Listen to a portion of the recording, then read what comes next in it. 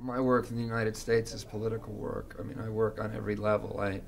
I mainly bring litigation against polluters in court, and that has been very successful. I've brought over 100 cases in the last 10 or 12 years, and I've forced polluters to spend almost $500 million on water protection on the Hudson River. And today the Hudson is one of the richest water bodies on Earth, so that's a success story. I work on the national level in Congress and in the Senate and with the President to create national environmental policy and to defend those policies against attacks by their detractors. So I think environmentalists in every country have to work with all of the available tools, with the public relations, with the press, with the law, and within politics. And if you ignore one of those, you're going to lose. So you have to work with all of them. Environmentalists really, the difficulty with environmentalism. Environmentalism is not about protecting water or protecting the fish or the birds for nature's sake. We're protecting these things because they enrich humanity. Our children are going to have a richer life, spiritually, economically, culturally, if these rivers and these water bodies are filled with fish, and there's fishermen who are out there collecting fish the same way they've done for hundreds of generations. And they connect our culture to those things, and they connect our children to those things, and they connect us to the seasons and the tides, and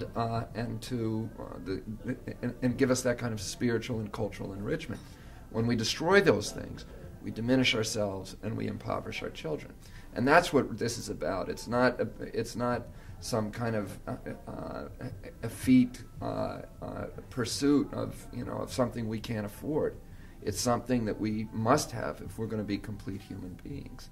And unfortunately, the beneficiaries of our work are the future generations. They're the people who do not participate in the political process. And what environmentalists really are is we are emissaries for the future. We elbow our way into the courtrooms or into the political process, to the back halls of the corridors of the legislatures, the parliaments, and we say, we are here representing the future generations, and we are emissaries for them, and you are holding these things in trust for them, and we demand an accounting. We want to know how you've been spending the things that don't belong to you, that belong to our children, and that you're supposed to be taking care of. And because the children haven't been born yet, or because they don't vote, they're not a powerful constituency. And the constituents today, the current political process, is demanding deficit spending. It's demanding that we spend our environmental resources and our economic resources on today's prosperity. And what we say is that's not a prudent thing to do. You can live off the interest, you can't go into the capital. You can't sell the farm piece by piece in order to pay for the groceries. You've got to spend prudently, and that includes your environmental resources. You are the bearer of a very famous name. Have you sometimes felt it is a burden, or have you always appreciated wearing the Kennedy name? Yeah, I have. I love my family, and I love what it means to my country and to the world, and I feel very grateful for my name and for that legacy. I think the U.S. has to recognize that that's the leader of democracy in the world, in the free world, that we can't abdicate that leadership position. I think we have to be very careful as a nation to how we wield our power, because I think, first of all, we do not want to be seen as meddling in the internal affairs of nations that have their own sovereignty, but also because people within the United States won't tolerate it. They don't want to see their children being killed in wars that have no connection to anything that's happening in the United States. I think the United States is a great nation because, as Alec de Tocqueville said, it's a great nation because it's a good nation, because the people, although they make mistakes, genuinely want to do what's right. When we went into Bosnia, we didn't do it because we had an interest, some important financial or economic interest in the outcome.